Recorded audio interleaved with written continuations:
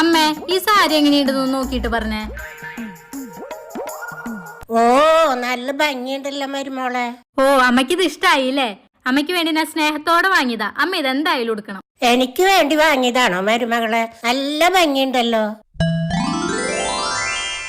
നോക്കട്ടമ്മേ, ഇത് നല്ല വിലയുള്ള സാരിയാണല്ലോ.